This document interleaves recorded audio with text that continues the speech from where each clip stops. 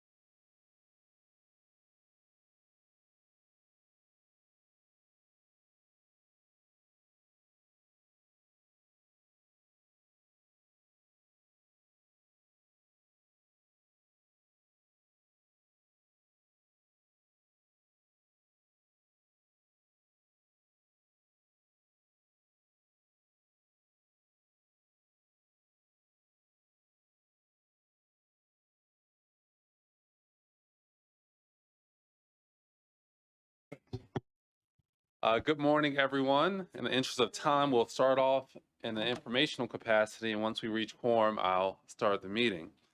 We currently do not have quorum of the committee members to convene as a public meeting. As a result, we will proceed as an informational gathering as opposed to a meeting, and the public is welcome to observe. How are you, Dr. Sullivan? And once we get quorum, we'll switch back over. All right. I'd like to start with the Office of Essential Services. Can you come forward? Today, the GOFP committee will review the proposed FY27 budgets of the Office of Central Services, Office of Procurement, Office of Human Resource Management, Office of Budget and Non-Departmental, and Office of Information Technology. I'll start by yielding to Ms. Eubanks for an overview of the Office of Central Services, and then Ms. Sylvia King. Okay, that changed on me. Okay, let's do it. Good morning. I want to start first by indicating that you all have hard copies of everything that's in the virtual binder at your desk. The Office of Central Services is here today for their budget review. And at the table, we have the director, David Byrd, and he will introduce his staff. And as you indicated, Sylvia King, Senior Legislative Budget Officer, will present the report. And the agency as well also has a presentation, which is in your binder on page 63. Thank you. Thank you. I'll now turn to our great director, Mr. David Byrd. Actually, you have okay. Your presentation. All right, we can get started. Good morning, Mr. Chair and Councilmember Ivy. This is a presentation of the Office of Central Services Fiscal Year 2027 Budget Overview.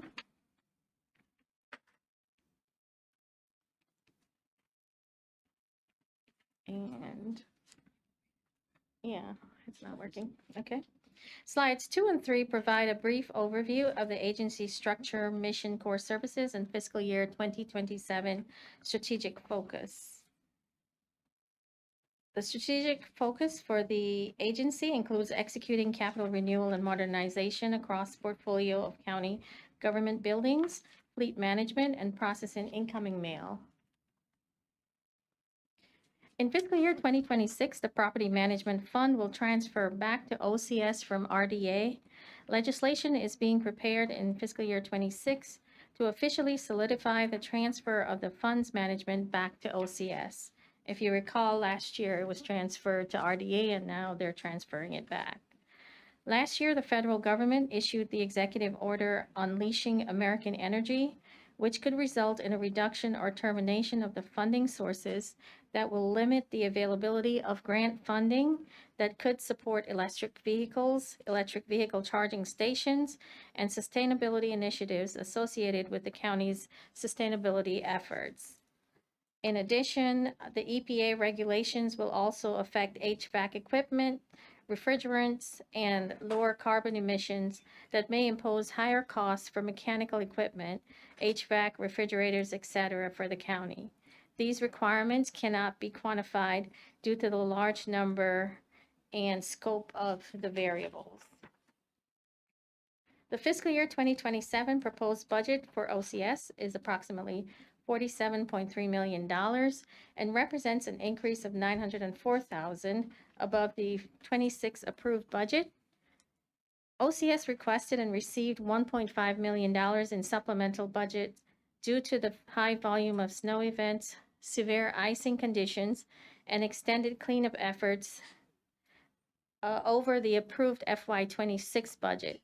Approximately $1.8 million has been encumbered to date for snow and ice activities, and based on current forecasts and ongoing impacts from recent storms, additional supplemental funding may be required as costs continue to be realized. The fiscal year proposed FY27 general fund budget for the Office of Central Services is $29.2 million and represents an increase of $920,000. This is primarily due to increases in compensation due to mandated salary requirements and staffing increases, operational increases for building repair, maintenance, gas, and oil expenditures. Revenues for the fleet increased by $448,000 to $17.9 million that is charged to agencies on a cost basis. Ending fund balance is projected at $392,000 in 2027, which is the first time in a few years that it has come out of the red. The fiscal year 27 proposed expenditure budget for fleet management is $17.9 million. The increase in funding is primarily due to increases in operating costs for vehicle maintenance and repair expenditures, OIT charges, and increases in mandated salary requirements. For FY 26, the proposed budget for the Property Management Special Revenue Fund is $269,000. Operating costs support advertising, landscaping, insurance, legal services, and consultant services. The fiscal year 27 proposed budget for the Colinton Center Special Revenue Fund is $5,000 and supports the annual fee to the Colinton Center Association. The fiscal year 27 to 32 CIP budget is $1.4 billion overall for a portfolio of 56 projects, with total project costs having increased due to inflation. The fiscal year 27 proposed CIP expenditure budget is $73.5 million. Prior year unused funding allocations will continue to be used in fiscal year 27. For 27 to 32, there are 3 new projects: the public safety infrastructure upgrades, community recreation facility renovations, and local government energy modernization. There are no deleted projects. The staffing complement increases by 2 for a total of 217. OCS is experiencing high levels of retirement eligible staff throughout the agency, which presents challenges with key positions. Current attrition levels are due to a growing population of eligible retirements, several promotions and separations, and a competitive market offering higher salaries for certain job classifications. As of March 26, there were 27 vacancies, of which 9 are funded. OCS has experienced a plethora of challenges. There's 2 pages of them. I will not read them. They're in the long report, and the agency may speak to them. Some of them include staffing, workload imbalance, overtime, burnout risk, aging facilities, fleet demands, contracting delays, and external pressures and budget volatility. That concludes my presentation. Thank you. Thank you very much. We have achieved quorum, so I'd like to call the GOFP meeting to order at 10:10. Madam Clerk, please call the roll.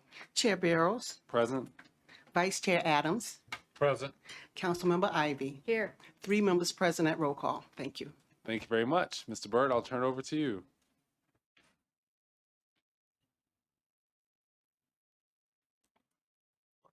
Wrong one. Thank you, Mr. Chairman. David Byrd here for OCS. Very happy to be here. Let me introduce my team. To my left, Mr. Ernest Jolly, Deputy Director, Mr. Barath Cordigary, Deputy Director, and next to him is Nicola Martin from our budget team. And I'll talk more about, a little bit more about our reorganization and what we're doing. Oh, thank you very much. What we have done, what we're doing as far as the future. I think we have a presentation that's either coming up or, there we go, right now. Thank you. All right. As you can see, and I'd like for you to welcome, he just got a promotion, Mr. Barath Cordigary, as our new Deputy Director of Capital Improvement Program and Fleet Management. So Mr. Jolly is now handling LARP, our land acquisition, real property, as well as farm facilities operation and maintenance. Mr. Cordigary is now handling fleet and our capital improvement program. And so we are taking the time to, you remember Ms. Deborah Carter, the former deputy director. She's now been promoted to the position of assistant DCAO, working with DCAO Kevin Stevens. Let me see, did I do this correctly?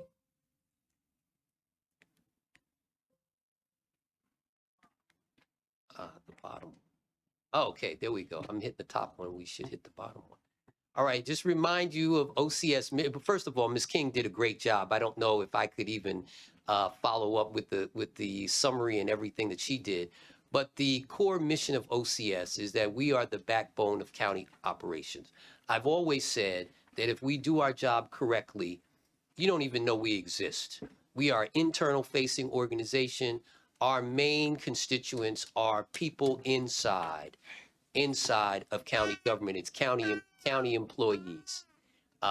We provide these four services: facility maintenance, fleet operations, real estate, general services, and CIP. That's actually 5.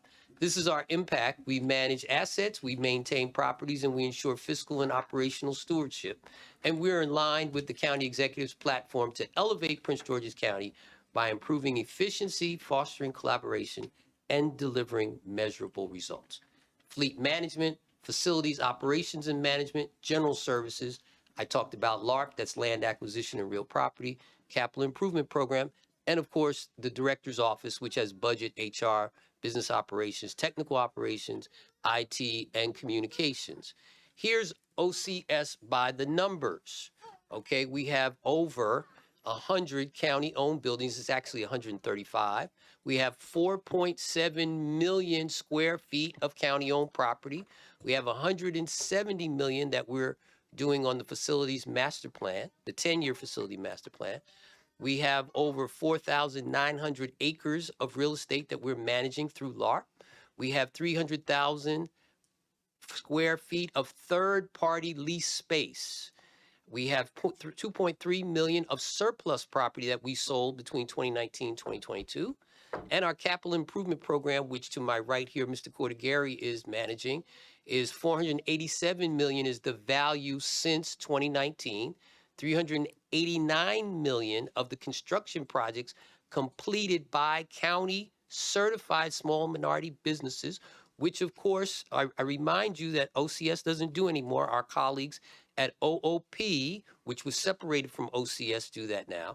And 80% of the capital construction dollars have been spent with certified county-based small businesses. And you already know that that is a main centralized point of County Executive Brave Boy. Our fleet, we have over 4,000 cars that we manage, which include police and fire. We take care of the fleet of 10 municipalities within Prince George's County. There's 136 million of total vehicles that we purchased. We have over 2 million outgoing pieces of mail that we process annually, 2.7 to be exact. We've got 66 million of county fixed asset inventory that's administered by us.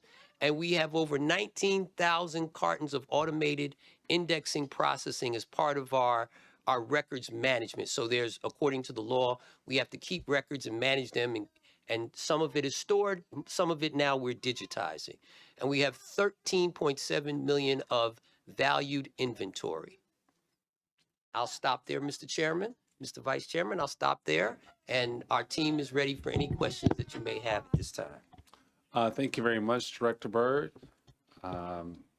We've been joined by our council chair and I guess another addition to the committee.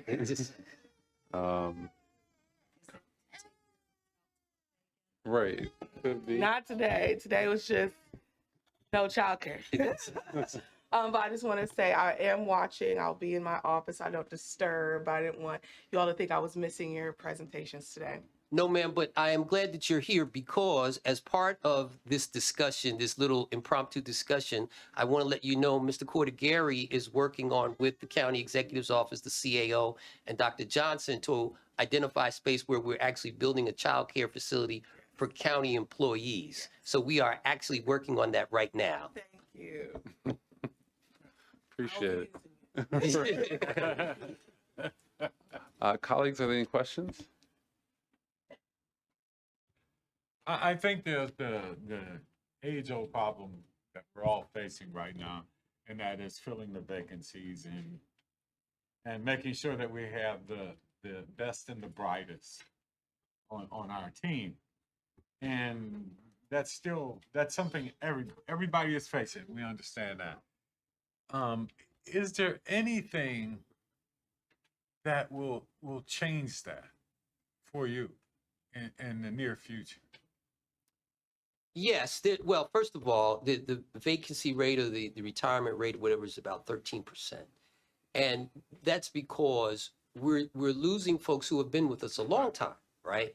We've got folks, for example, we lost our one of our folks, our locksmith, the last locksmith who works for Prince George's County, right? Retired after something like 35 years of service. So the county doesn't have a master locksmith, an employee who's working. We've got several people who've got those kind of skills that are walking out the door. Some of those we're just not going to recover, right? So the only way, in some of these instances, we're going to have to sub that work out to certified county-based businesses to do it, right? In some of the instances, when we come to the mechanics, right? Let's talk about the mechanics and fleet, right? Some of it has to do with, I have to tell you, is that we have to, when we're working with Ms. Fair and her team, is that unfortunately, we don't offer as a competitive wage that some of the surrounding jurisdictions or even Ramada offers for mechanics, right? And so people are going to go elsewhere where they can when they've got the kind of services. Now, Deputy Director Jolly at the County Executive's direction was working with, it's switching over to Mr. Cordigary now. He's in charge of fleet, but we're working with one of the automotive tech high schools so we can start shuffling some of those graduates right from high school into our programs, right? That's going to help us quite a bit when we're looking at mechanics, because when we get into snow emergencies or bad weather events, we have the garage open around the clock. So we need those kind of skills and those type of folks to work with us. Well, and I think you answered to an extent that next question I was going to have, and that was whether or not you were looking at filling the pipeline through programs with the high schools. And it's obvious you're doing that because that's important. You know, we know when we've seen some of the other challenges for us, when we open up that pipeline and we start training ourselves, you don't get that immediate level, but we know that more people are going to walk out just because of age, if nothing else. That's right. Just Yes. quality of life. You know, they're at that point, they want to retire and move on. So if we start filling that pipeline now, maybe we can have some people who will follow up and learn from them, that we can then have that pipeline, can have those people, and that we can develop them ourselves. And I think that that's a good program you're looking at. I would love to see you expand it. And because there are some real qualified young men and women who may not be in that auto tech school, but may need to have an opportunity to be a part of what you're trying to do. Yes, sir. So I would put to you to give that some thought, and how we can reach out to a wider pool. Thank you, sir. Okay. Yes, Yeah, absolutely. thank you. Thank you. Okay. All right. Well, thank you very much. Thank you, Mr. Chairman. Absolutely. Thank you, gentlemen and lady. Absolutely. And I'm all throughout the budget process, we'll be in communication. I have no doubt. Yeah. Thank you, Office David. of Procurement.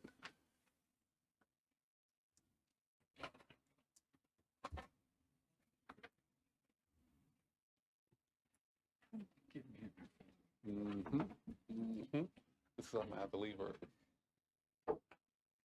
Oh, thank you.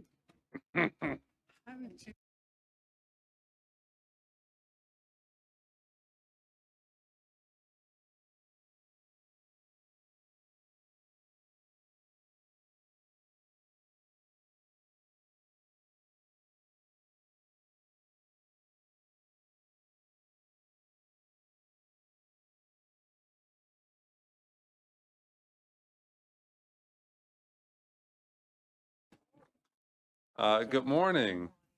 I'll start with Ms. Eubanks again, and then I'll turn to Ms. Miller-Y. And we are here with our Director of Procurement. Great to see you. Long time no see. Thank you. The Office of Procurement, as you indicated, is here today for their budget review.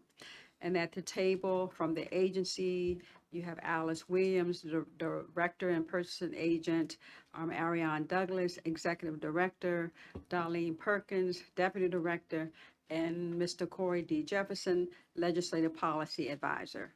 Shailene Miller Y, Legislative Budget Policy Analyst, will present the agency budget report. The presentation can be found in your binders on page 69, followed by the actual report on page 78. Thank you. Thank you.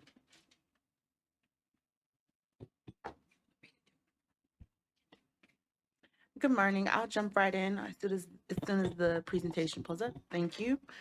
Good morning, members of the committee. My name is Shaylin Miller-Y, and I'm going to be presenting on behalf of the Office of Procurement Budget Overview. Just jumping right in, this just demonstrates the Office of Procurement's mission as well as their makeup and core services. These are their strategic focuses for fiscal year 2027. And jumping right into my presentation, in terms of agency changes and federal changes impacting the agency, there are no direct impacts to the agency's programs at this time. However, the Office of Procurement is actively monitoring federal legislation, both proposed and enacted, for any operational impacts. The agency is also supporting compliance efforts by reviewing services and contracts that receive federal funding, ensuring alignment with all federal rules and regulations. This effort began in fiscal year 2025 under Executive Order 2/2024. Additionally, the county restructured its procurement function, establishing the Office of Procurement as a standalone agency separate from the Office of Central Services. Overall, impacts are currently indirect, and the agency is proactively ensuring compliance and readiness for any federal changes. As it relates to their fiscal year 2027 budget summary, the budget is proposed at $7.2 million, a $990,000 increase, or 15.8% over the fiscal year 2026. This is largely driven by training, contracts, advertising, vehicle costs, mileage, gas, and office supplies, and this is offset by membership fees and interagency changes to better reflect actual costs. Personnel costs are rising due to mandated salary requirements, and higher fringe rates are related to the change in fringe rate. This also includes a transfer of one associate director to central services and an addition of one new position. Compensation is proposed at $4.9 million, and fringe benefits are proposed at $1.6 million. Operating expenses are proposed at $929.9 thousand and are increasing due to support for consulting, advertising, vehicle leases, IT charges, and supplies. As it relates to recoveries for fiscal year 2027, they are proposed at $218,000, a decrease of $28.7 thousand, or 11.6% below the fiscal year 2026 budget. And this is related to CIP salaries. Moving on to staffing, the staffing level remains at 39 positions, 38 are funded, and 34 are currently filled. There are 5 vacancies as of March 2026, which include a compliance specialist, procurement officer, another procurement officer, level 3, administrative specialist, and an IT project coordinator, which is currently unfunded. There have been 4 separations in fiscal year 2026. As it relates to equipment and IT in fiscal year 2026, year-to-date, desktop printers, Apple iPads, and Dell 2-in-1 laptops were purchased for $8,000, and in fiscal year 2027, funding will be used to purchase conference room enhancements, including air media systems, a TV, and monitors for $15,000. As it relates to challenges, the agency is undergoing a major transition to centralized procurement processes.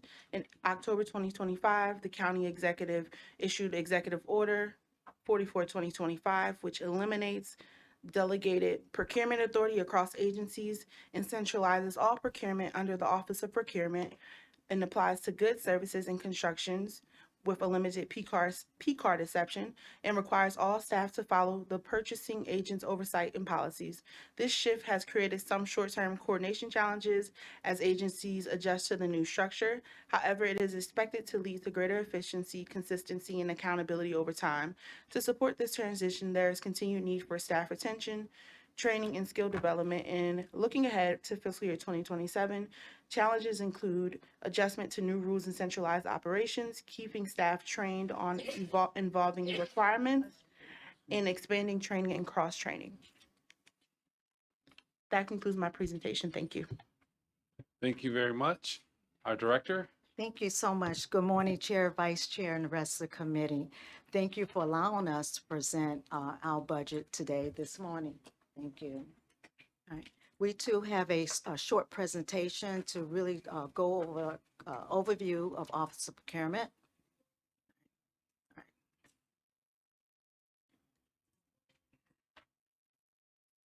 right. Yeah, it's not working. Yeah. Thank you for your patience. No problem. Yeah. Want to give a quick overview of Office of Procurement. We've done a lot over the last 11 months in terms of transition procurement, ensure that we comply with rules and legislation and in compliance with the mission and focus and vision of the county executive. As you can see, our mission here is to oversee procurement across the county, and we're very proud to do that. We were established, as mentioned before, as under Executive Order 2-2024. It's been about 2 years now, and we continue to move forward. We have about 39 authorized positions, 37 currently funded, and we operate under 6 core service areas to include procurement standards, supply diversity, contract management, agency collaboration, education training, and business advocacy. Next slide, please. Here's our organization chart. You see as the director, I have oversight and responsibility for the mission of the procurement office across the county. E. Perkins is there, my deputy, and she's also assisting in ensuring that we perform operational services across this county. She works very closely with me as the deputy, ensure that we execute the mission. Under our umbrella, we also have our policy division, our IT, and our purchase card. Our policy office is not fully formalized yet, but we have to execute policies, so we make it happen. We actually function under 2 business cores. We have the Office of Business Service that's directed by Barbara Manley, who serves as our chief, and then our Office of Accountability, which is Ariel Douglas, who serves as our executive director. Those 2 core functions is an integrated part of the procurement process and could not function without either. Thank you. Next slide. We're excited about some of the key achievements that we have accomplished over the last 11 months. Some of the things we've done, if you heard already and mentioned in earlier discussion, Executive Order 44/2025, that centralized procurement. And in that concept, we have already started looking at how we would shape the centralization of procurement, but we're 100% functional that all procurement requirements do fall under Office of Procurement. This is the first time ever achievement that we have over 1,000 businesses that are certified. So we're very happy about the accomplishment. And we continue to use social media as well, a way of communicating and being very transparent. We actually increased growth in that by 4,900%. It seems significant, but when you start off like 1 or 2, 1,000 is very aggressive. So we're very proud of that as well. CB 100-2025, that's the update of the legislation under the County Code Section 10A. We were able to accomplish that, and most of those recommendations went into law in January. And then we have our new program that we're very proud of, and that's the Source Center. It gives the community, vendors, an opportunity to get on-hands, real-time assistance where they get help with certification, registration, or anything else, including invoices where they're not getting paid. They can come, and as a walk-in service Monday through Friday, where they would get on-hands assistance. And then one that I'm very proud of is direct engagement. I'm very happy and pleased to be an advocate for industry. And so I allow vendors to come and work with me and sit with me, talk about their capability statements and how to be strategic across the county. So far, I've actually counseled over 100 vendors. So I'm very happy about that. We don't have to talk about the budget. If you go to the next slide, that has already been discussed, and we definitely thank the GOFP for bringing that issue. Next slide.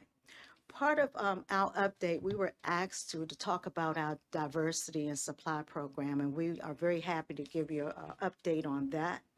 The Supplier Development Diversity Program issues certification based on business locations.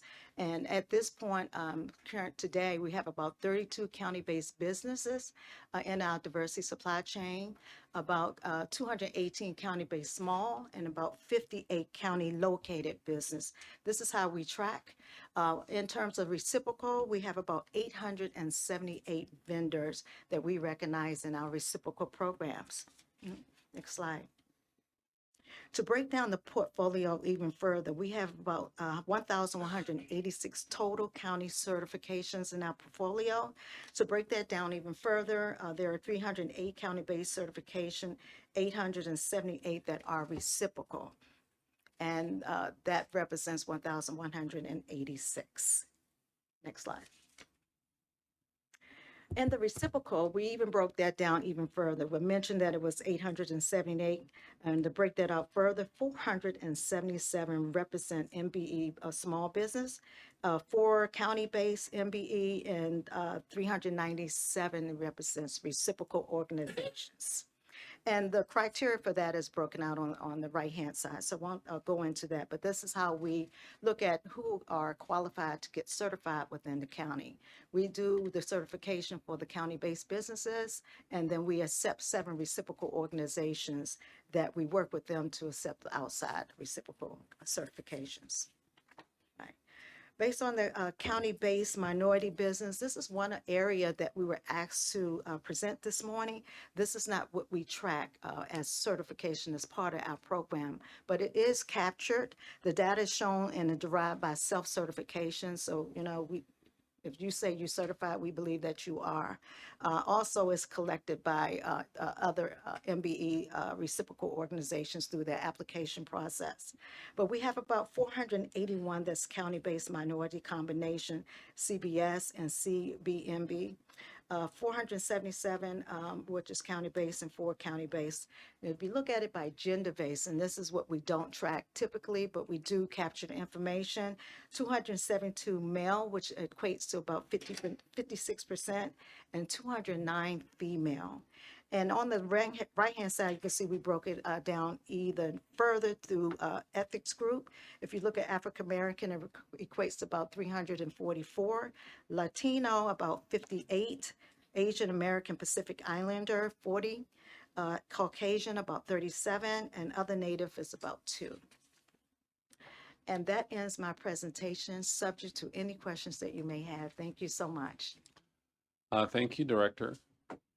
I just want to say that I think the shift under the executive order is working out great. Thank you. I've met with and heard from so many minority businesses that you have personally gave them feedback and tried to grow their skill sets and really train them on how to be successful. A lot of them can do the job, but might not understand how to navigate the governmental process. So I think your hands-on approach with that has been extremely helpful. Thank you. Thank you, Yes. sir. Appreciate that. Are there any questions from the committee? Okay. No, just one question. How many, now how many days do you have that open door that people can come in? And are we expanding that because that has been helpful in the perception of the county when it comes to business?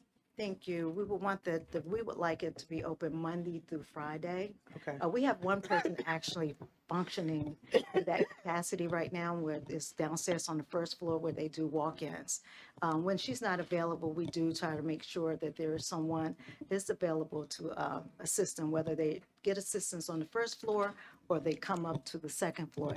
We don't turn anyone away. So if they come walk into the office, you will be served. Okay. Thank you. Mhm. Yeah, no other questions? Thank you very much. Thank you, And we'll sir. be in touch Thank throughout the you. entire budget process. Absolutely. Thank you. Next, we will have the Office of Human Resource Management. Oh. Hey.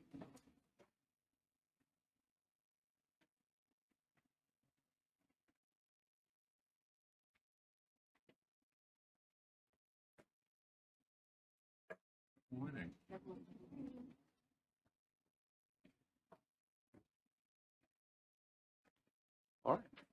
Ms. Eubanks, I'll turn to you, and then after that, we'll hear from Roger Venegas. Thank you. Office of Human Resources Management is here today for their budget review. We have before you Stephanie Bridgeforth, the director, Jatana Stewart Ponder, the deputy director, Deborah Arrington, deputy director, and Carol Lowe Nab, budget analyst. As you indicated, Roger Vanegas, legislative budget policy analyst, will present the agency budget report. The presentation is in your binder on page 119, followed by the actual report on page 128. Thank you. Good morning, Mr. Chair, Mr. Vice Chair, and members of the committee. I've just been informed that the presentation is not available, actually. So I'll just go ahead and kind of give you a brief overview of the fiscal year 2027 budget for the Office of Human Resources Management. First off, I'd like to start off by saying thank you to Director Bridgeworth and her team, as well as OMB for their assistance throughout the process. For the budget summary, proposed fiscal year 2027 budget is 10.98 million, which is an increase of 580,300 or 5.6%. It is entirely funded by the general fund, and 9.2 million is in compensation due to the annualization of fiscal year 2026 and planned fiscal year 2027 salary adjustments. Compensation includes funding for 73 full-time employees. For fringe benefits, it is proposed at 2.98 million to align with projected costs. And operating is 6.6 million, which is a decrease of 108,100. The reduction of funding for public safety promotional exams and labor negotiations to align with operational needs are a big reason. In recoveries, 7.6 million, $235,300 increase in recoveries. The increase in recoverable positions, which include salary and fringe benefit adjustments, are the driving factors. And for life and health, it is over 5.8 million, with pension funds being at 1.9 million. Still no presentation, I see. For staffing, 73 full-time civilian positions, which remains unchanged. 3 limited term grant funded positions also remains unchanged. As of February 2026, the office reported 8 vacant general fund full-time positions. The office reports that it is actively recruiting for all of its vacant positions. The attrition rate in fiscal year 2026 is 6.8% year to date, with 2 people resigning from the office. The human resources analyst positions are the most impacted by attrition, and attrition has required the office to shift duties among the remaining staff to maintain operational efficiency. In terms of the summer youth enrichment program, during the summer of 2026, the office's Youth at Work / Summer Youth Enrichment Program, SYEP, plans to provide job placement opportunities for 2,126 youth. 663 are expected to be county funded positions, and 1,463 are non-county funded positions. The total proposed cost for the summer 2026 program is approximately $1 million. The $1 million comes from non-departmental funds. Can you repeat that again? Yes. The total the whole slide, or just that part? Just the SYP, the ratio. Yes. So during the summer of 2026, the office's Youth at Work / Summer Youth Enrichment Program plans to provide job placement opportunities for 2,126 youth. 663 are expected to be county funded positions, and 1,463 non-county funded positions. Again, the proposed total cost is approximately $1 million, and the money comes from non-departmental funds. I wanted to read, I'll just read over the highlights. I was going to skip over that, but I'll just read over a couple. The office provided 1,432 Prince George's County youth with employment and enriching educational experiences through county-funded placements, business-funded partnerships, and grant awards to expand youth employment and training opportunities in fiscal year 2026. It continued to reduce the average time to fill for county positions, and it held a successful active open enrollment event for county employees and retirees, supporting over 6,500 employee contacts and 5,000 benefit election changes for calendar year 2026. It also held a retirement summit to educate county employees about preparing for retirement. For their workload impact, the office also, there we go, fantastic. The office also reports that numerous factors and trends have impacted workload in fiscal year 2026. They include but are not limited to the following: aging IT infrastructure, labor negotiations, the implementation of new time to fill standards, active open enrollment required for transition to new vision provider, including manual processing for all 6,700 retirees, and onboarding and offboarding staff related to change in the administration. And thank you. That concludes my presentation to the committee. Thank you so much. Director?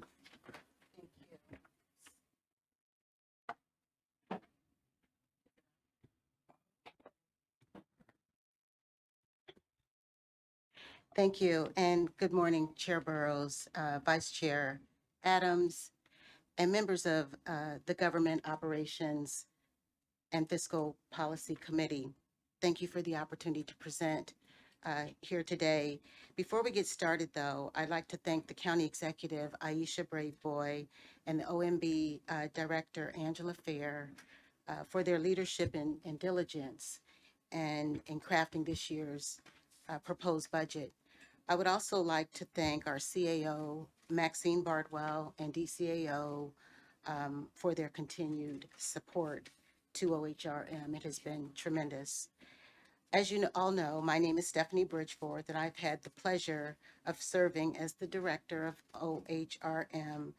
But before we get started, I'd like to introduce my team, or at least have them introduce themselves, and we'll start.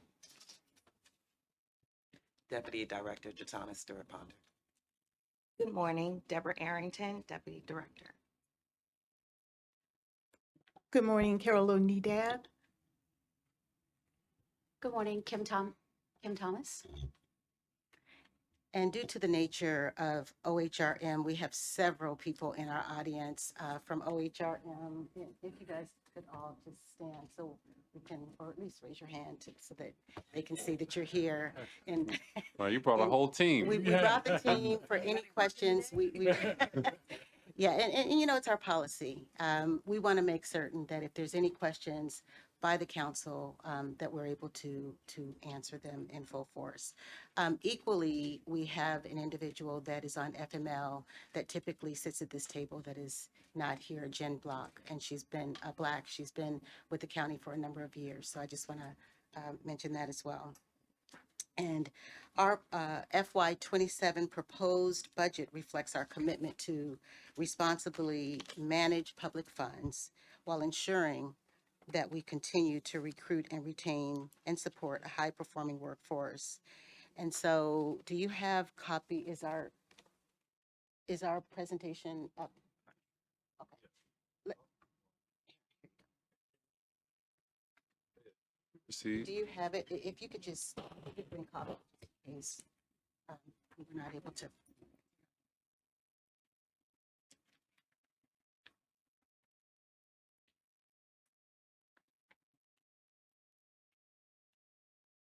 So I'll provide a high-level overview of OHRM, our role, our priorities, and the workforce trends shaping our budget. Oh, okay. So our agenda here is an overview of key topics with our vision, mission, and goals, and we'll walk through workforce trends and wrap up with our Time to Fill initiative in our SYEP program. That's page 4 of our slide deck. Is it? Okay, no slides, okay. So before we go through anything else, we have to first ground us and ground ourselves in what drives our decisions. And that's our mission, vision, and goals. OHRM's mission is to empower the county's greatest assets, which we believe are its people, through a shared purpose of excellence, delivering innovative HR solutions and concrete actions that foster a thriving, high-performance workforce dedicated to public service. We're elevating Prince George's County in a world-class great place to work by fostering an environment of innovation, inclusivity, and professional growth, by providing a culture that truly does provide a great place to work. Additionally, we have the Elevate Core Values framework as set forth by Madam Braveboy and tailored to meet OHRM's goals. Slide 6, which is these are our mandates. This list represents a general overview of our foundational HR infrastructure that is required for lawful operation. We've broken down this list in terms of statutory requirements, merit system obligations, and payroll benefits and leave administration. But I'll point out a couple of things here. The Family and Medical Leave Act, we're working with MACO and MABE to kind of see where the law is going and what kind of resources we will need, and trying to partner with some of the counties across the state. And then our background checks and employment eligibility requirements. We're working to streamline and standardize our processes with our backgrounds. We are seeing an uptick in our FML and our grievances. So the Family Leave Act and our grievances. Countywide attrition, slide 8. This chart breaks down countywide employee attrition by cause, comparing FY25 actuals to FY26 year-to-date. And as you can see, the biggest driver of attrition in FY25 was terminations and temporary positions that expired at 1,335. In FY26, that number has dropped significantly to 118, indicating far fewer involuntary separations from county employment. The next one, page 9, will talk about OHRM's attrition. Specifically, we had 2 resignations, and our attrition rate, as was mentioned earlier, year-to-date was 6.8%, and this 6.8% is due to transfers to other agencies within the county. So now we'll go to our Time to Fill initiative. And so this Time to Fill initiative is really been one that's been trending through the county for a few years. And we recognize the difficulty in hiring and retaining staff in the county, and hiring the best candidates. It takes a very long time, and we've seen the data, and it is correct. There's a lot going on in our workforce right now. It's a changing workforce, and it's multi-generational employment. It's a cultural shift. It's a technical advances. So we've got a lot that goes on into this. And if you go to page 12, this is our Time to Fill initiative is really to improve efficiency and speed through technical advances and enhance equity and consistency. And some of the other things that you have listed here, we're not going to read everything, but we really are working to streamline our processes to make this a faster, cleaner opportunity. And as of December 1st, the county executive, and I think I mentioned to you before, mandated OHRM to reduce the time to fill to 40 days, from 70 days to 40 days. And I'm proud to report here today that OHRM has been and is being successful in meeting this goal. I want to celebrate my team. I tell you, this has been a lot of hard work, a lot of change, a lot of shift, and we've really stepped up to that task, because this took a complete revamp of our hiring processes, and we're not finished yet. So as you'll see in this slide, we had some shortened job posting timelines from up to 30 days down to 5. So now we're posting our jobs for 5 days. We've introduced a cap on applications. So where we were getting 1,500 to 2,000, we've reduced it down to 100. We've streamlined our pre-eligibility testing and reduced the interview process from 30 days to about 10 days. We've increased coordination between OHRM and the various different agencies. We went from monthly meetings to now we meet weekly. And it's a lot of meetings. I think it comes out to a lot of meetings every single week.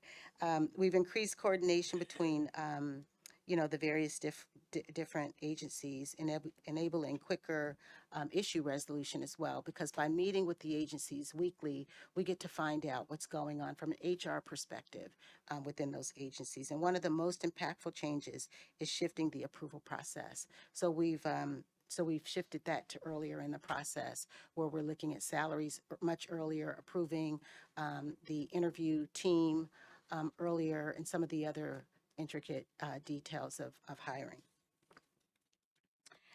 We've also provided some salary transparency with upfront and pre-scheduled interviews, as I mentioned earlier.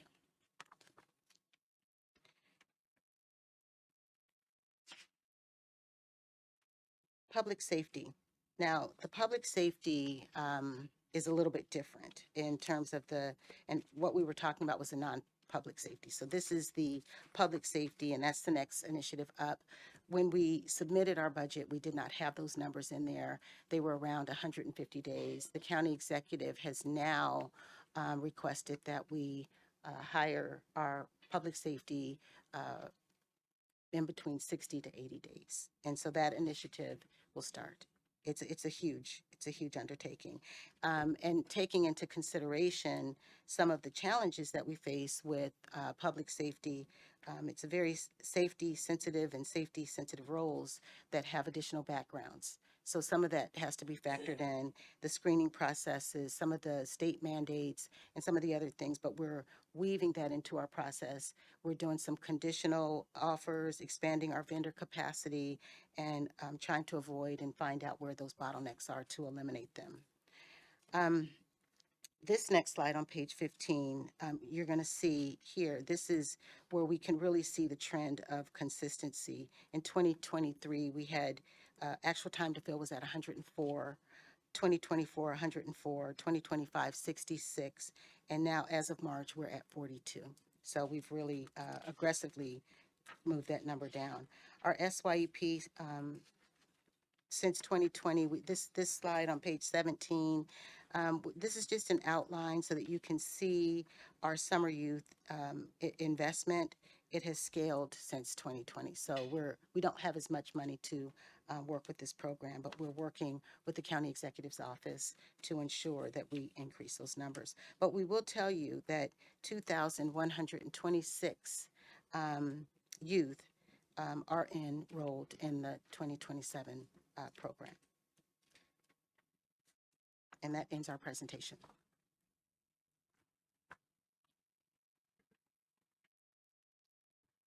Thank you so much, Director. And I was very excited and thankful to hear about the work that you'll do in public safety. As we all know, generally speaking, when a firefighter or a police officer graduates their academy, they're applying across the region, and the first offer they get is often the one they take. And in the past, it's taken us,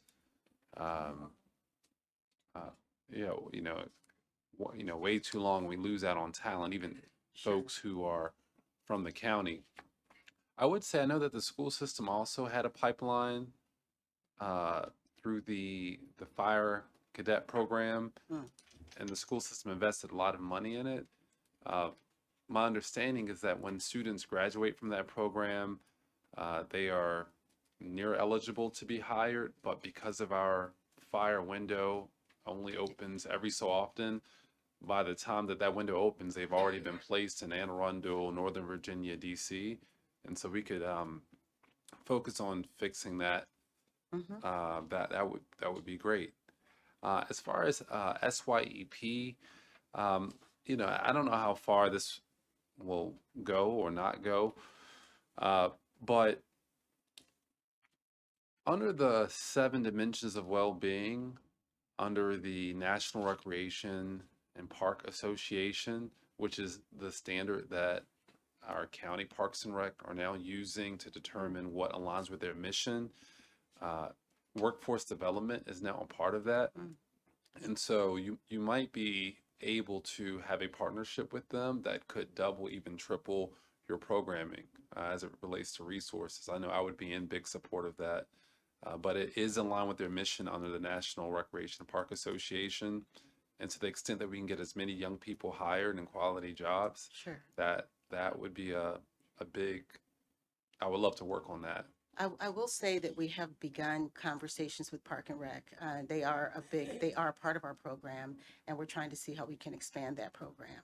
So with your support, certainly, we would welcome any support to, I mean, I think when we think about our youth, we are looking at growing homegrown workforce here in the county, and it starts really with the summer youth program and the youth at work. So any support there would be great. I'm happy to try to work on that. Absolutely. I think that's what we owe our young people for sure. Committee members, Mayor? You know, I would just follow up on that because I think getting our youth engaged and doing things there is so important for our economy as a whole. So I'd like to be a part of that as well, Mr. Chair, and seeing what we can do and how we can help and actually moving the ball even further. So that's it. And thank you for your presentation. Thank you. Yeah, so we'll remain in touch throughout the budget process as well. That would be great. Absolutely. Okay, Office of Information Technology.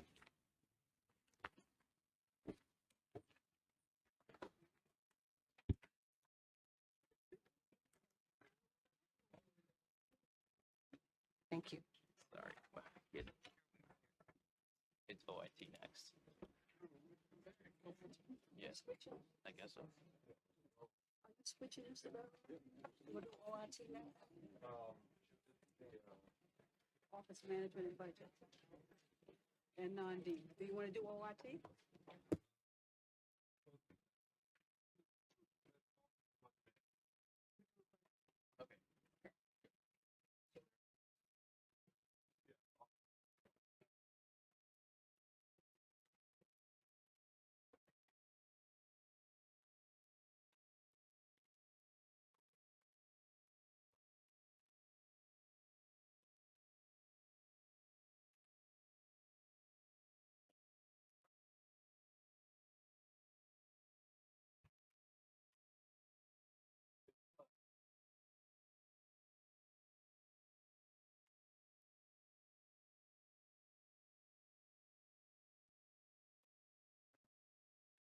How are you, Director?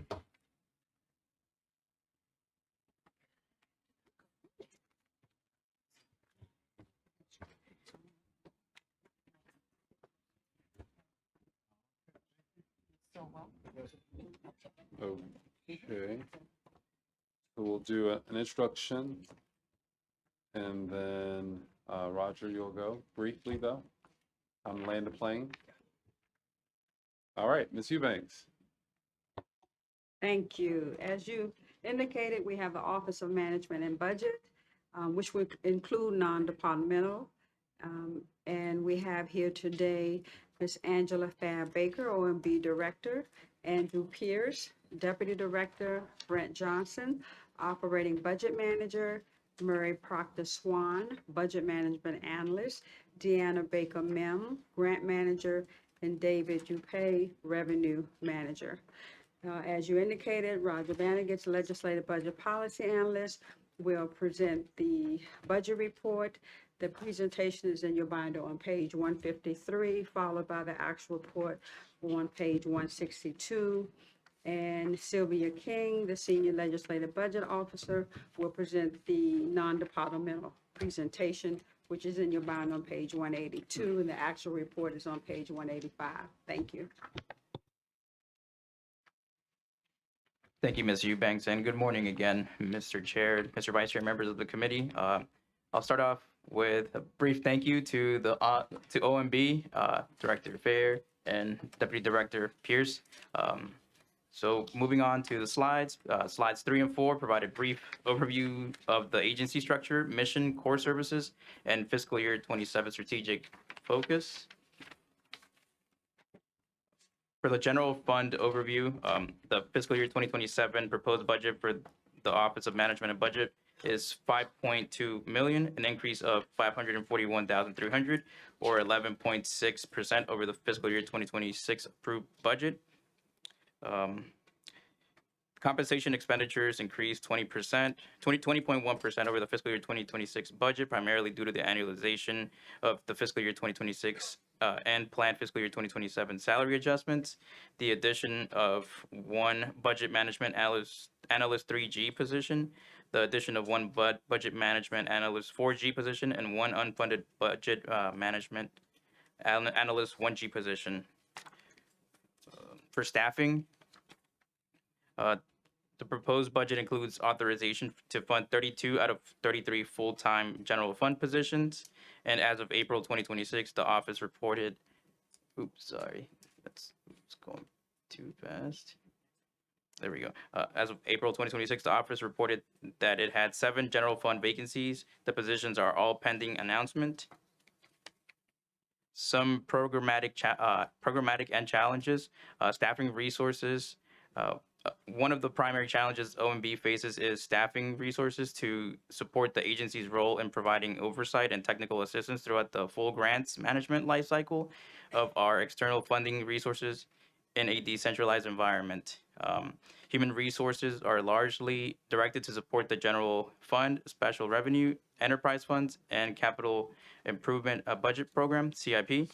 Additionally, OMB continues to support the discretionary grant-making programs of both the executive and legislative branches. For the general fund balance, the fiscal year 2026 approved budget assumed use of 4.4 million in unassigned balance for one-time purposes of such as pay-go capital spending, and fiscal year 2026 revenues are being revised upward, making it likely that no assigned fund balance will be used in the current fiscal year. Briefly, I'll go over the Cannabis Reinvestment and Restoration Fund. There has not been any expenditure activity with this fund, Fund 1008. The law was changed last year to require each county to develop a comprehensive spending plan for how the funds will be used. The law is very specific about how and where funds can be used, and currently OMB is listed as an ex officio member of the board and does not have the subject matter expertise or the staffing resources to support this board. In fiscal year 2024, the county received 7.6 million in cannabis taxes and cannabis conversion fees. In fiscal year 2025, the county received an additional 3.3 million from the same sources, and there were no expenditures in fiscal year 2024 or fiscal year 2025. In the fiscal year 2026, 930,055 has been received as of March 31, 2026. Thank you. That concludes my presentation to the committee. Thank you very much. And I have some students who are running for countywide SGA. The elections happen, so I'm going to turn it over to our vice chair. But I just want to say thank you so much to your team. You all are so responsive and helpful and have been absolutely instrumental. The work that you all have done to close the structural budget deficit in such a short order is really remarkable. So very appreciative to you and all of your hard work and all of your many hours. Now turn it over to our vice chair. Hey, picking up from there, I'd like to say thank you as well, because we know the challenges we face, and you have done a great job of looking at how we can turn things around. And so we're just very proud of that. So having said that, any questions? I think she has a small presentation. Huh? I think she has a short presentation. I'll let the chair go ahead. Do her presentation, but we are so thankful for you. Good morning, Chair, Vice Chair, and distinguished members of the committee. Thank you for the opportunity to share the OMB fiscal year 2027 proposed budget. My name is Angela Fair Baker, and I serve as the director of OMB. I would like to stop to introduce my team. I will let them start introducing themselves. But first, I want to say OMB operates with a lean team, but highly experienced. So with that, I'll let the team introduce themselves. Hello, Andrew Pierce, Deputy Director. Good morning, Brent Johnson, Operating Budget Officer. Good morning, Deanna Baker Mims, Grants Manager. Good morning, David Dupay, Revenue Implementation Manager. Good morning, Mary Proctor Swan, Budget Analyst. Good morning, Firenze Herrera Diaz, Budget Management Analyst, acting as a Capital Manager. And I'll also like our other team members to stand. Thank you. As I said, we have a lean team, but highly experienced. Okay, so we'll start.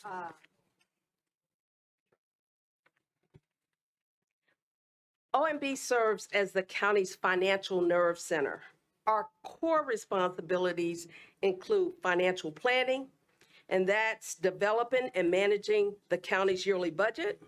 We manage the tax differential program for 27 municipalities. We do revenue forecasting, capital improvement planning, policy and fiscal impact analysis, and we make sure that there's fiscal compliance and accountability. I'll turn it over to David Dupay to talk about our proposed revenue. Okay, the slide on revenues shows that the fiscal 2027 proposed general fund revenues is $5 billion, which is an increase of 3.2%. I would point out on this slide the three largest revenue sources for the county general fund are outside aid for the Board of Education, which is largely made up of statutory formula aid from the state. That's 40% of the general fund revenues. And then the next two largest tax sources are real and personal property taxes, which make up 26% of the overall revenues, and then the income tax at $950 million makes up 20% of the revenues. The state finished its budget action in late March, and that's one of the components of aid for general fund revenues. And I would point out that the county executives was successful in getting the $17.5 million restored for the disparity grant. However, we also learned that the comptroller did make a major error in the distribution of income taxes in the current fiscal year, over distributing money to 19 jurisdictions and under distributing to the 5 wealthiest jurisdictions. They have corrected the error, but there's going to be a clawback to the county of $26.5 million in fiscal 2027. So that kind of offsets the gain of the disparity grant. But OMB has just recently completed its review of revenues for fiscal 2027, and we're projecting right now an increase over the proposed budget of $2.9 million, of which $2 million is county source revenues and $900,000 is outside aid for the Board of Education. Thank you. Another piece of our budget is grant funding. We'll let Deanna Baker Mims talk about our grants.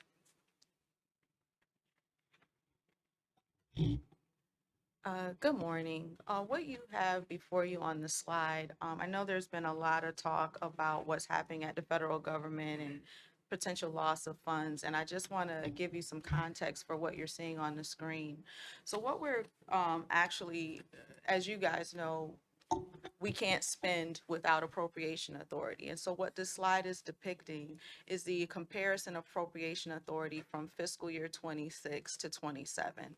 And so I know in some of the various work sessions for some of the agencies, there was concern if some of the downward decreases were a result of federal funds being taken away, when in actuality what you see is that there are pluses and minuses within the various agencies and programs that have communicated to us what they intend to apply for in 27 and compared to fiscal year 26.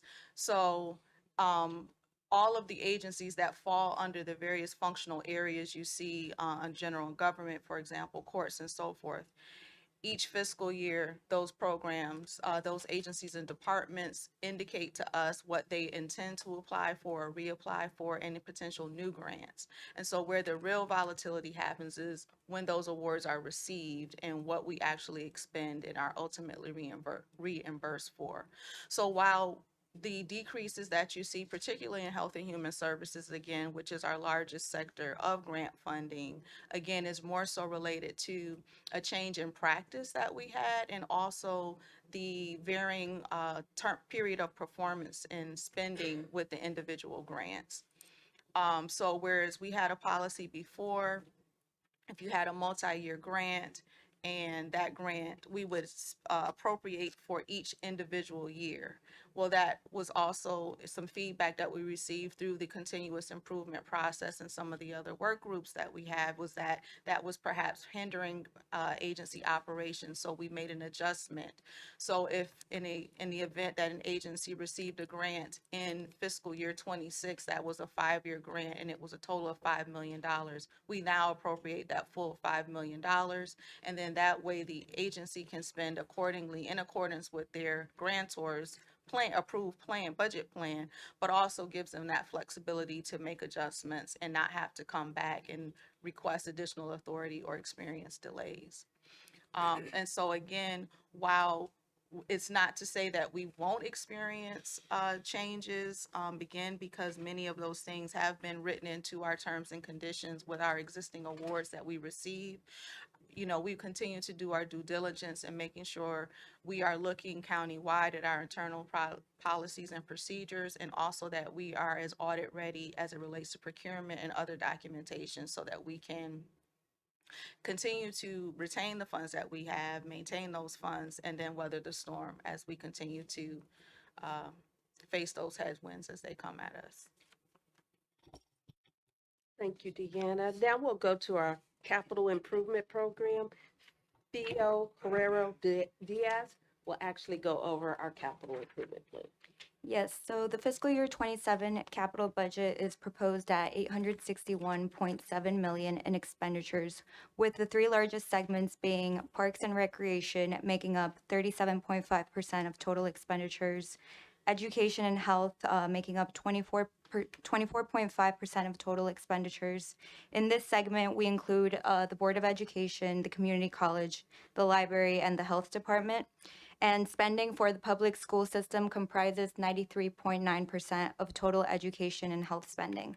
And lastly, the third largest is transportation and economic development at 18.1% of total expenditures to support the construction and rehabilitation of county roads and bridges. And in that bottom graph, you can see that the county continues to stay within its adopted policy limit that the ratio of debt service costs to county source revenues does not exceed 8%. Currently, the fiscal year 27 proposed CIP keeps the county's debt service costs at 7.5% of total county sourced revenues. Thank you. Now we'll go over our legislative update by our Deputy Director, Andrew Pierce. Thank you. So just to kind of cover another category of work that we do in OMB, obviously we're close partners with the council on legislative matters and policy matters, but it goes kind of well beyond budget formulation. Obviously all these hearings and things that we've attended and supported, that's a big piece of it. But there's a lot of stuff that goes on behind the scenes. So shout out to our budget and policy staff and the committee staff for all the coordination. There's a lot of, behind the scenes, there's all of the questionnaires that go out to agencies and staff review meetings and things. Just in the fall, there was 70 questionnaires, in the fall and the spring, there were 70 questionnaires that went out to agencies that sort of, we assist the agencies with completing those, a lot of detailed information that they're reviewing. There was 51 staff review meetings and hearings. So it's a lot of work that kind of goes on behind the scenes. We also propose a lot of legislation from OMB. Just from our office alone, we do around 15 or so pieces of legislation each year. We also review all the legislation that comes from all of the rest of the county agencies and sign off on it. Another thing that's a new requirement that started in this fiscal year 26 is the fiscal impact statement process, where we sort of review and provide feedback on all legislation that's introduced, whether it's coming from county agencies or the council. All council bills, all council resolutions, we weigh in and say, is there a fiscal impact? And if so, kind of how are we thinking of that? Similar to the PAFIs that Budget and Policy does, but they come from OMB. In the fall, we did 58 of those. And then in this session, of the 68 pieces of legislation that have been presented so far, we weighed in on 30. We've uploaded 9 fiscal impact statements, and then kind of the rest are in progress or they're not applicable. So the last thing I'll say on this is just the partnership is important. We work a lot with council and with the staff behind the scenes. For a while, I think a lot of that, at least coming in from the outside, my perception is it's sort of other duties as assigned within OMB. And under Director Fair's leadership, we are looking to put more structure around that, more processes, more documentation, more training, so that we can continue, as Mr. Burrows said, being responsive and timely and keep kind of the machinery of government moving. So we look forward to that continued partnership. Thank you. Now we'll go to our accomplishments. Within OMB, every year we do a budget kickoff. That's where we train agency staff on the upcoming budget. We also maintain our balanced budget. That's a yearly requirement. On the capital improvement side, we were able to look at $31.4 million of unspent bond funds and reallocate that to save money. We supported all of the legislative fiscal analysis, and we work with the Spending Affordability Committee each year to provide budget support. Now we look at our opportunities. There are always opportunities for us to make the county better. One thing that we would like to look at is collections. We want to ask the question, is there room for improvement? Some of the agencies are at a 45% collection rate, and they're currently looking at that to see how they can improve that collection rate. We also want to be budget transparent. We're working with OIT now to create budget dashboards, so you can get up and look at those dashboards at any time to see where we are as a county. And our last focus is staffing. We need to fill 9 vacancies within the next couple of months. So we're working hard to recruit excellent staff to come in so we can take some of the pressure off our current staff. Thank you for giving us the opportunity to present. We'll open it up for any questions. Well, as I was saying a little earlier, I do want to say thank you for what you're doing. You know, addressing that structural deficit is amazing, what you've done. So you should all be very proud of yourselves with that. And so I just want to say thank you. I will then ask any questions. Thank you. Councilwoman? Sure. So in filling the vacancies, I'm assuming one way you're doing it is reaching out to federal workers who've lost their jobs, who might be highly qualified for some of these positions. We are definitely looking at the federal workforce to actually recruit. We're asking all our partners out there to send us anyone you know so we can actually start that recruiting and have a good pool of applicants to fill those positions. And we want to fill those positions quickly. Great. And the Summer Youth Employment Work Initiative, that's coming from a congressional earmark? I'm just looking at what's written. Yes, so as it related to, and I believe OHRM spoke to it, they received a series of 3 grants that were earmarks for summer youth employment. And so those programs are starting to sunset, but that's what they were using to help supplement the funding that is included in non-departmental over the last couple of years. Okay, and that's evaporating? Yes. Gotcha.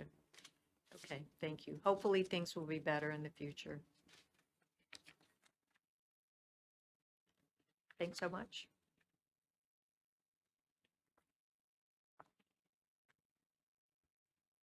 I think that'll do it for us. Thank you so very much. Excuse me, Ms. King will provide an overview on non-departmental. Oh, okay, please, go right ahead. Oh, I'll be very brief. My name is Sylvia King. I am the Senior Legislative Budget Officer, and this is a non-departmental budget overview. So non-D is used to manage resources and indirect costs for activities that are not specifically associated with one department or agency. And so these will include things like grants and transfers and operational expenditures and debt service. That's on slide 3 of your package there. On slide 4, you'll see Maryland state budget effect on the county, and this is related to the increases in SDAT and increased unfunded teacher, community college, and library liabilities for 26 and 27.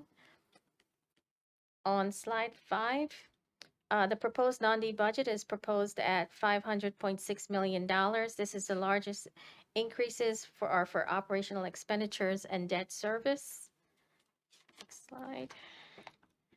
Some of the 27 fiscal highlights include $1 million for youth employment program to support jobs for county youth. There's $42 million for alternative construction financing for the school projects on behalf of the Board of Education. There's $46 million to address resource levels for retiree life and health benefits. $11.7 million will go to the county's economic development and tourism agencies. $14.7 million will go to transfer to the CIP program, and $18.7 million for retirement payments for Board of Education teacher and a community college. The proposed budget for debt service is $218.3 million in fiscal year 27. Prince George's County plans to issue new general obligation bonds totaling approximately $273 million in fiscal year 2027. The main factor behind the debt issuance continues to be the construction of public schools, followed by road repair and road enhancements. The county's current bond rating is AAA from Fitch and S&P, and AA1 for Moody's. The proposed operational expenditures for fiscal year 27 is $185.9 million. The largest decreases is for equipment leases at $1.39 million. The largest increases are for miscellaneous expenditures at $11.1 million, and the automated speed enforcement program at $7.8 million. And this is a program that's managed by the Revenue Authority of Prince George's County. And there's a new vendor that's driving an increase in the number of citations issued, which means revenues are going up and expenditures are also going up. This next slide is a slide that the Office of Finance manages, and it's the Risk Management Fund, and this is primarily workers' compensation. As you can see, the fund balance is a negative $215 million by the end of this year. And in the non-D section, there is a $10.4 million that we are putting towards that negative balance. On the next slide, there's grants and transfers, which are proposed at $54.4 million. The largest increases are from the other payments from the video lottery terminal at $2.4 million. EDC will get $2.2 million. CIP will get, with the video lottery, will get $840,000. Redevelopment Authority will get $510,000. And the largest decreases are grants to community organizations, which is going down by $2 million. And Experience Prince George's will be reduced by $920,000. The next thing is alternative construction financing, and this category reflects the required payments towards the programmatic costs for the county. $42 million is proposed in fiscal year 27. The EDI fund, the 27 proposed budget is $9 million, and this remains unchanged from the prior fiscal year. The next slide is related to Destination Prince George's, which is new in fiscal year 27, and it will be substantially similar to Experience Prince George's, as it is also considered a destination marketing organization. The new DMO will differ from Destination Prince George's only in that it will have a different board of directors selected by the county executive and different bylaws. There's $1 million in funding for Destination Prince George's, and it will be used to cover the same expenses incurred by Experience Prince George's. And that includes OIT charges, consultants, meeting expenses, research, promotions, advertising, etc. The intent is to continue to employ Experience Prince George's employees as Destination Prince George's employees. Total defunding to include the hotel tax. The county is required by law to pay Experience Prince George's. It's not authorized until the law is changed and the state of Maryland recognizes the new entity as the county's DMO. The use of fund balance in FY25, there was no actual use of fund balance, and that was because the overall general fund revenues exceeded the general fund expenditures. The use of fund balance in FY26 is proposed at $4.4 million, and it was approved by the council last year.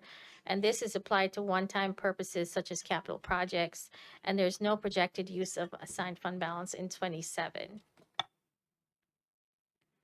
This slide includes the assignments of 25 fund balances. OMB can provide additional details, which are on the slide if you have any questions regarding monies that were unspent from fiscal year 25 during closeout. This next slide, it talks about the debt management for the county. For many years, projections of the general fund debt service as a percentage of the general fund county source revenues have shown that 8% policy limitation being exceeded in outer years. The county has managed its debt portfolio successfully so far to stay within the policy limit using various methods such as refinancing and utilizing public safety and school surcharges revenues to reduce the need for bond financing. On the next slide, you'll see the general fund debt service as a percentage of the county source revenue. Forecasts based on the proposed budget still show the policy limit being exceeded in fiscal year 28. Recent efforts have lowered the projected peak down to 8.32% in fiscal year 2030. The county will continue to prudently manage the county's debt portfolio in the coming years. The county will continue to have a structural imbalance arising from the mismatch between limited revenue growth and a significant service delivery cost increases. This is largely driven by an expansion in base budget costs, such as personnel compensation and fringe benefits based on collective bargaining agreements. However, spending pressure has also come from the state-mandated spending on K-12 education through the Blueprint for Maryland's Future legislation. Multi-year fiscal planning, including projections for operating budget levels in future fiscal years, will need to be restored and expanded in order to execute a plan to reconcile the structural balance between revenues and expenditures. This next slide has some questions for considerations. And finally, the county will need to evaluate if and when it might be appropriate to change the policy limit. If it is determined in the future that the policy needs to be adjusted, it will be important that the county adjust it prior to any exceedance of the current policy, that it is adjusted only once, and that the county then maintain long-term compliance with the new policy. Under those conditions, the county would not expect any adverse rating actions from the bond rating agencies related to this metric, given that the county maintain adequate reserves and provided that it is a sustained long-term change and it continues to maintain its adequate reserves. And that concludes my presentation to the committee. Thank you. Thank you very much. We appreciate that.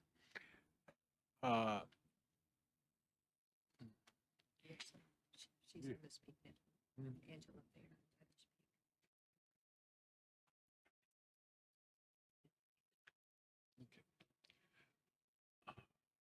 Madam Director, please go right ahead. Ms. King did an excellent job going over the non-departmental budget. We'll just stop there and let you all ask us questions.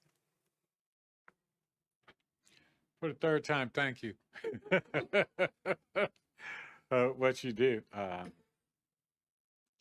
My colleagues, do you have a question? I just have one comment. Go ahead. You know, the community believes that the school facility surcharge is going to build schools in the community where the schools are needed, you know, based on where the housing is being built. And I know that's not exactly how it works, but could you describe what you're doing and how it might fit in with where we need schools? I'll turn that over to Brent Johnson.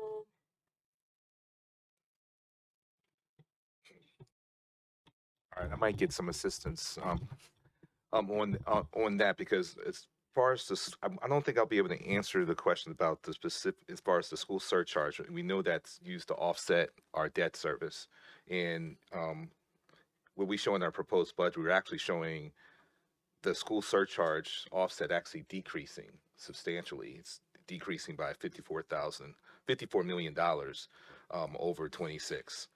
So where we had in 26, $91.2 million of school surcharge, what we're projecting in 27 is basically 36.7 million. Is that because we're building less housing? Correct. There's a connection in terms of the amount of development, and if the slowdown in development obviously will dramatically impact the school surcharge collections. Okay, and we also had a decrease for the same reason, transfer and recordation taxes. I believe that's Right, transfer and recordation tax is down, right, because the volume of monthly home sales is significantly lower. It's right now it's I'm about sorry, I couldn't hear you. What's lower? the volume of home sales Right. is definitely significantly lower. So we're It's- building fewer, we're selling fewer, and it's affecting our budget. Yes, Okay. correct. Thank you.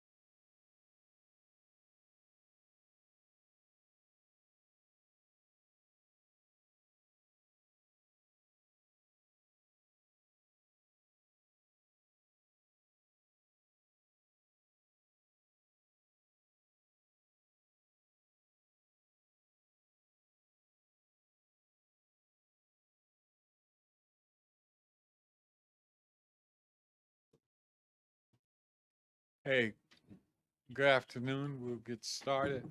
Turn it over to staff. Yes, sir. This is the last agency for the day, the Office of Information Technology. At the table, you have Bernard Wright, the director. LaShonda Hinters. Okay, I will let Director Wright introduce his staff. Roger Bannicus, Legislative Budget Policy Analyst, will present their budget report, and you can find that in your binder on page 216, followed by the actual report on page 225. Thank you. Thank you, Ms. Eubanks, and good morning, Mr. Vice Chair and members of the committee. For the record, my name is Roger Benegas, and I'll provide you a brief overview of the Office of Information Technology's fiscal year 2027 proposed budget. I'd like to start off by thanking Director Wright and his staff for their assistance throughout the process. Moving on to pages 2 to 3, you'll see the strategic focus for fiscal year 2027 and the overview of the agency. There we go. And for fiscal year 2027, the budget summary, proposed budget for the Office of Information Technology Internal Service Fund is $69.2 million, which is an increase of 2.5 million or 3.9%. This is entirely funded by the Internal Service Fund. Compensation expenditures increased 5.6% over fiscal year 2026. Budget due to the annualization of fiscal year 2026 and fiscal year 2027 planned salary adjustments. Compensation costs include funding for 75 full-time positions and 1 part-time position. Operating expenditures increased 3.2% over the fiscal year 2026 budget, primarily due to the operating contract supporting support for applications, software renewals, and cybersecurity services. And fringe benefits expenditures include funding for other post-employment benefits, OPEB, totaling $3,030,300. Moving on with staffing. Compensation costs include funding for 75 full-time positions and 1 part-time position, which remains unchanged. As of March 6, 2026, 68 out of 75 full-time authorized positions were filled. The office reports that 7 vacant full-time positions, which represent a 9.33% full-time vacancy rate, were seen. The office also reports that 5 employees have separated in fiscal year 2026 to date. And you can see on the slide, there's the following programs and positions were primarily impacted by attrition. They range from governance, cybersecurity, server group, data center, and fiscal administration. I'll go over a couple of the proposed fiscal year 2027 IT initiatives, and a full list of current IT initiatives is available through attachment E of their first round responses. Budget system for the Office of Management and Budget, which has an estimated cost of implementation at $1.8 million. The Office of Community Relations Call Center, NICE, with an estimated cost of $100,000 for implementation. The data warehouse for the Department of Health, $300,000. The floodplain management, flood protection, and early warning modernization for the Department of the Environment, with an estimated cost of implementation at $600,000. And the medical wristband monitors for the Department of Corrections, with an estimated cost of implementation at $200,000. On the last, yes, it should be the last page. You'll see some updates. I'll go over them. Actually, a couple of them briefly. The ADA compliance, which is a DOJ mandate that requires all citizen-facing applications to be ADA compliant by April 2026. OIT is developing a project plan with fiscal year 2026 and forward funding allocated to meet this requirement. There is a technology funding shift. The desktop refresh resumes in fiscal year 2026, and after fiscal year 2025, funds were redirected to cybersecurity tools previously supported by expired ARPA funding. AI and automation, the office piloted GitHub, Copilot, and generative slash agentic AI improve development, documentation, and operations. This includes service desk, procurement, and network security. And I'll skip to the last one with enhanced cybersecurity. It deployed Zscaler, ZIA/ZPA, to strengthen remote access security and improve user experience, as well as reduce attack surface. And thank you. That concludes my presentation to the committee.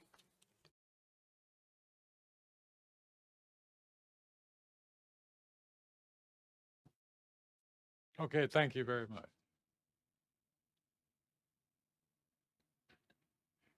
I'm going to give it back. I will now turn it over to the director, Mr. Bernard Wright. Good morning, Vice Chair Adams, members of the committee. I'm Bernard Wright. I am the director for the Office of Information Technology, and I'll let our 2 team members introduce themselves. Hello, everyone. Lorenzo Hilton, Fiscal Manager. Good morning. My name is Kim McDaniel, and I am the manager of administrative services. So thank you for the opportunity to talk about our budget. I did give each one of you a copy of our strategic plan. So moving forward, we are making sure that everything that we do is in alignment with the strategic plan. So we have adjusted our key performance indicators and a number of different initiatives that we're moving forward on with the goal of making sure that we are improving the county by using technology. So the highlights of the plan, we do have 5 strategic pillars that I'll read off for you. The first is strengthening the local tech ecosystem.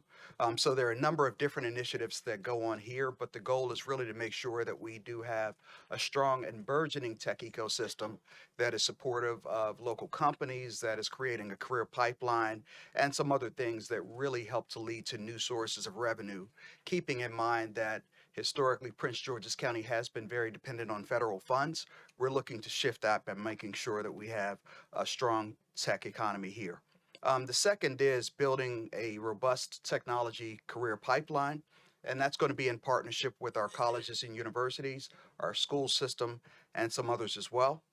And the third is transforming government through emerging technologies. So you heard the mention of artificial intelligence, but there are others like quantum and robotics, where there are opportunities for us to really make sure that we are enhancing how government delivers services to our residents and businesses.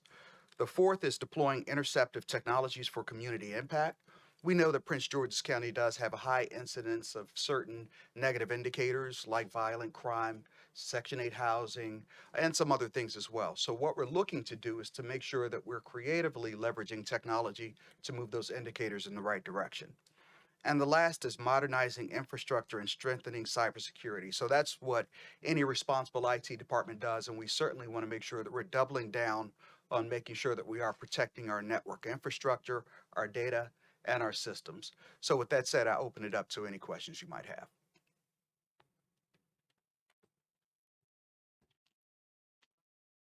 Yeah, first and foremost, thank you for being here today.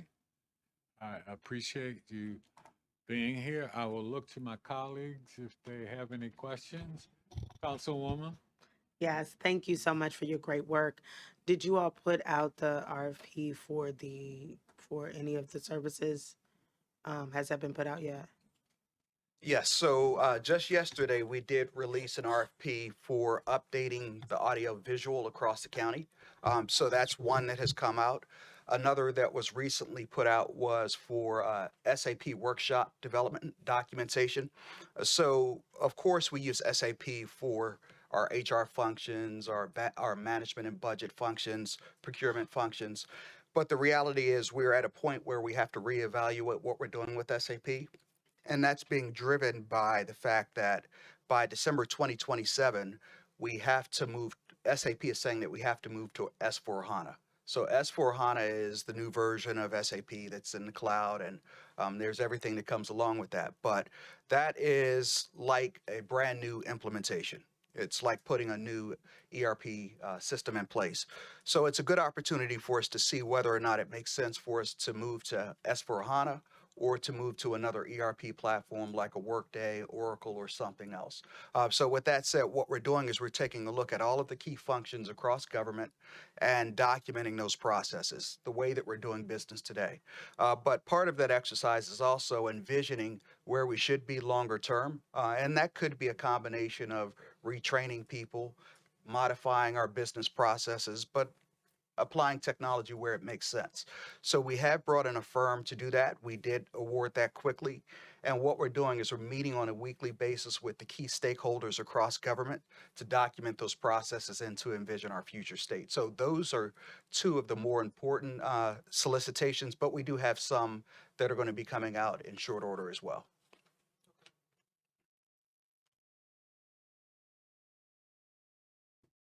Thank you. Are there any other questions? One that I know that you'd probably ask is about how you might be working with our young people, whether high school or college students, and do they have a place in the OIT? I really appreciate that question, and anyone who knows me knows that that is incredibly important to me, even beyond what we do here in the county. So yes, we are actively working with young people. So we did have a hackathon over at the community college a couple of months ago, and that was in partnership with Microsoft. So we're looking to continue that. So we have plans to do another hackathon over at Capital Technology University in partnership with AWS. We're also planning another one that's going to be at Bowie State University. And the goal is to make sure that young people get their hands on these tools, specifically in the field of AI, so they can go beyond theory into practical application. In addition to that, we are bringing on 6 interns. 4 of those are going to be from Bowie State University. And what we're going to be doing is giving them AI and data analytics tools and giving them a challenge where they have to observe something that exists in Prince George's County and applying those technologies to fix that problem. So that's just an example of what we're doing. We have a lot of other things that are on the horizon as well, but we are throughout the year going to be making sure that we are bringing in interns. We're going to be making sure that we work with our local colleges and universities, but also our school system as well. So we have challenged each of our large partners like Microsoft, AWS, Motorola, and some others. So since we are paying each one of these organizations millions of dollars, they should also be reinvesting into Prince George's County. So we are pushing them to sign an MOU that is signing them up for a formal commitment to put resources into Prince George's County. So you stay tuned. You'll hear more about that from the county executive, but we are actively making sure that our young people can get their hands on technology and apply those technologies here in Prince George's County. That's great. I thought that I would hear something wonderful like that from you. Absolutely. And if you could also tell me, just out of curiosity, you said 4 of the students are from Bowie State. Where are the other 2 from? So the other 2 are going to be coming from the Summer Youth Enrichment Program. Okay. So previously, I had a lot more. I would love to have a lot more, but that's the number we were limited to because the numbers, as you heard earlier, are down. So they're also going to be working in partnership with the students from Bowie State University, and we're going to be making sure. So the model that we tend to follow is previously, you may remember there was the Transforming Neighborhoods Initiative that was looking at 6 challenged communities in Prince George's County. So we're going to take a very similar approach this time where we say, okay, you take a look at these communities in Prince George's County, you tell us what you see. Based on what you see, we're going to give them tools and they're going to have to go off into teams and compete to see who builds the best solution. So that's what we're planning for the 6-week period this summer. Okay, great. Thank you. Thank you. I guess along those same lines, I'm curious to see how far your reach back is that you can do, because you know we keep talking about filling that pipeline, and so what can you do when it comes to our high school students, you know, and getting them going as they go into college? Absolutely. You know. Yeah. So I've personally been talking to our superintendent, Mr. Sean Joseph. And a big part of what we are looking to do is to make sure that we are working in tandem with them. And that's part of the reason we've driven companies like Motorola, Microsoft, and others to put those MOUs in place with the school system. In addition to that, we are encouraging our team members, and we do have some that certainly do this, to go out and do career days. I am going to do one, I believe it's on May 14th, where we're going out and we're talking to students about what it means to be a tech entrepreneur. So we are regularly doing those things, but we're looking to make sure it's built into a formal framework, which is pillar 2 of our strategic plan, where we're putting certain things in place like an AI academy. We're making sure that there is a formal cadence to our internships. So we're still building that out, but the goal certainly is to make sure that we're supporting what our superintendent, Sean Joseph, is doing as well. So those conversations are ongoing. Okay. All right. Thank you. Thank you. If there are no other questions, I'd like to say thank you for coming. And absolutely, my pleasure. Thank you. All right.